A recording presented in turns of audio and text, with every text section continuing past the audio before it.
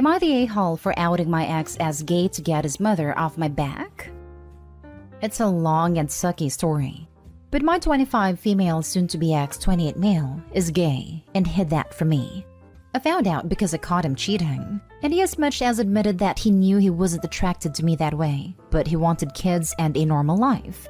I don't care that he's gay, but I will never forgive him for leading me on so he could use me to have kids. So it's over. End of story. The problem is that his family are fundamentalist nutjobs except for a few members, and his mother is the interfering mother-in-law from hell. Not being related to her anymore is another plus to leaving. His family doesn't believe in divorce, so under the guise of picking up some paperwork and other items I had found that were my ex's, she courted me about how I'm being childish, and that marriage is about commitment, forgiveness, and working through problems, etc. It became apparent that my ex didn't tell his family that he cheated. He told his mom that I was divorcing him because we weren't being intimate often enough for me. I tried to be patient and explained that he had cheated, and that's why. I wasn't going to go into greater detail because I know how his parents are, and it's none of their business. Mother-in-law's advice? I kid you not, was that men are just that way. And if I wanted to have intimacy more and for him not to stray, that I should make myself more attractive to my husband and be a better wife. I lost the plot completely. It had been a sad and hard day already, and that was the last straw. Here's where I might be the a-hole. I told her that the only thing that would make me more attractive to my ex would be a sex change operation, and that I hoped he and his boyfriend adopted her some grandchildren so she could finally shut the hell up about it. Not my finest moment, but she just hit the worst and rawest nerve she could have, and I exploded. It's evidently turned into a huge family drama. He's probably going to be disowned, and my ex called sobbing that I've ruined his life out of spite. I don't really know how to feel about it. I do feel bad for him that his parents are such awful people, and there were just no good outcomes for him. But I also feel like he made his own bed here too. Edit. A couple things from comments. 1. There is almost no chance of violence. His family are fundies, but not violent ones. They're more of the Mormon shunning type.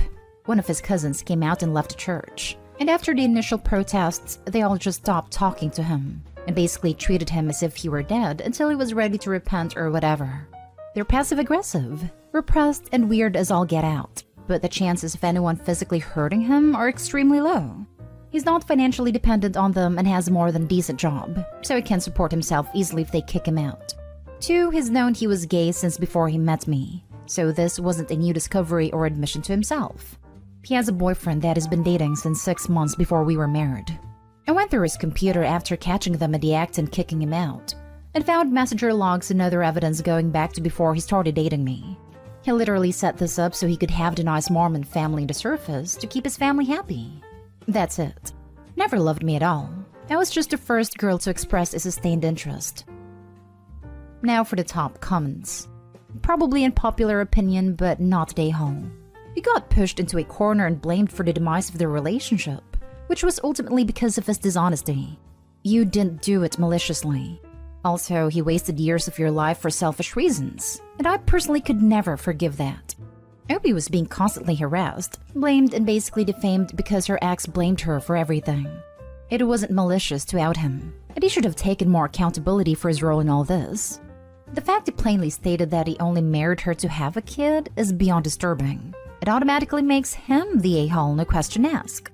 You do not dehumanize a person and treat them as a breeding animal for your own purposes because of your hidden sexuality. Inexcusable. I think this is where I am. All he had to do was tell his family it wasn't working and they made their decision. Instead, he let them drag her to save himself. I think I agree too. This is one of those situations where I could imagine kinder ways for the OP to have handled the situation, like warning her ex in no uncertain terms to get his family off her back before telling them the truth. And even that is assuming he wouldn't just preemptively make up worse lies about her. But in the real world, I can't really fault her for just defending herself at the moment. It sucks that his family is intolerant, but that's not the OP's fault. It is also not her fault that she was in a position to feel like she had to defend herself. Her ex put her in that spot by trying to save face at her expense. Not the a-hole. Edited to add, a more controversial take, you could also consider the OP outing her ex as a huge favor to his next would-be incubator. It is a kind and greater good thing to try not to out a person as it can be physically dangerous, but he also hasn't really earned any kindness from you.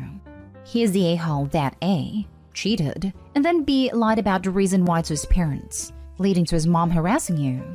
And is also the a-hole that was planning on essentially tricking you into a lifelong commitment, while he likely would have been cheating the whole time had he not gotten caught now. So yeah, you're not the a-hole. Yeah, he's been cheating on me for the entirety of our relationship. It as a boyfriend has been with longer than we'd been married. He literally intended to use me for kids and to keep his parents off his tail. And he made me feel like I was the reason we were having bedroom issues in the marriage, when it was him the entire time. See, that's really messed up and kind of emotionally abusive. And I have sympathy for people born into crappy families like that hinder their ability to live out their lives how they want. But he also just sounds like a trashy person regardless. He could have been honest with his parents and taken full accountability saying he cheated, living out with who. Then his mom might not have been harassing you.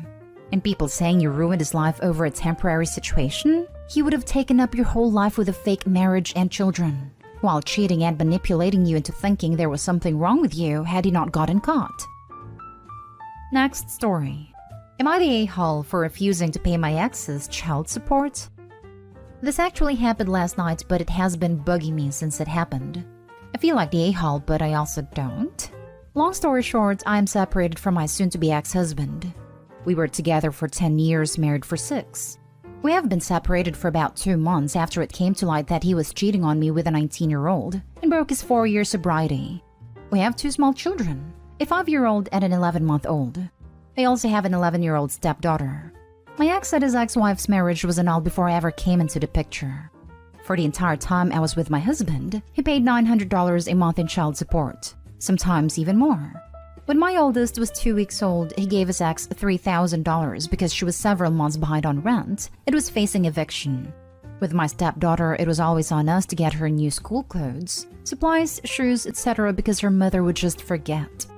Now with my husband just up and abandoning us, it has put me in a financial bind. I am on a fixed income/student stipend. I'd only receive $1,300 a month. I have filed for child support through my state, but who knows when I'll begin receiving it. Last night, out of the blue, his ex messaged me. Apparently, when my husband abandoned us, he stopped paying his child support too. He has not paid for November, nor will probably pay for December either. His ex asked me to pay his back and current child support. She and her new partner have 1 child already, and she is expecting again. She told me how they were counting on that money to catch up on bills/take care of Christmas. I told her no, there is no way I can do that. I have my own 2 children to care for. I am barely surviving as it is.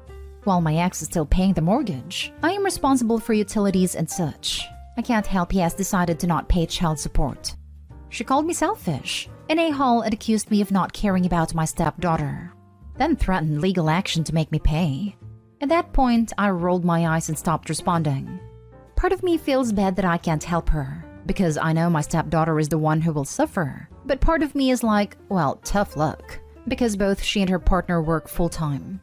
I'm a full-time student/stay-at-home mom, who was thrust into single motherhood by my ex having his midlife crisis and just screwing off.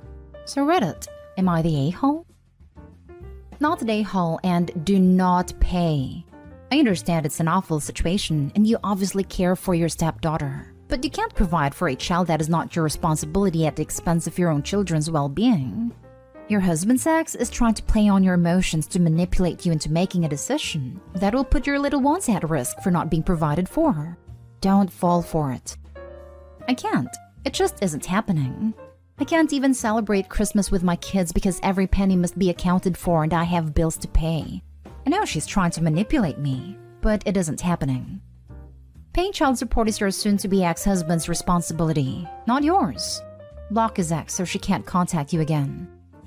Not a home. That child is not your responsibility. She needs to go after him for not paying the child support, not you. She can't go through the courts for that. That's the thing. If they need the money that bad, I would think she would use her lawyer or what have you to get her money. When my husband left, I applied for government assistance and had to provide his name and details to my caseworker, who did my SNAP/Medicaid interview. Legally, I would think it would be in her best interest to do what she can to get the child support she is owed for my stepdaughter. I cannot help he has decided not to pay. It sucks. I hate it. I'm struggling as it is to make sure my kids are taken care of. I can't take on this responsibility either. Not today, home. You have your own children to support right now. His child with his ex is his responsibility alone. However, it may be best for you to contact legal support and ensure you have no legal obligation due to being married, just to cover your bases. Next story is titled, Am I the a-hole for calling my brother's wife a neglectful, financially irresponsible wife? My female 32 brother male 36 had a serious accident in his truck 4 years ago, resulting in him becoming disabled and wheelchair-bound. My sister-in-law, his wife, used to be a stay-at-home wife. She is currently handling his care and are essentially living off his social security benefits payments, which admittedly isn't a lot, but my parents pay for the house's mortgage, so there's enough money to get them by. My sister-in-law and I have never really gotten along, but we stay civil. However, my biggest argument with her happened days ago, when she told us she was going to pursue her old job again, to be able to earn money. My parents and I were confused. We asked how she is going to go back to work when she has my disabled brother to care for.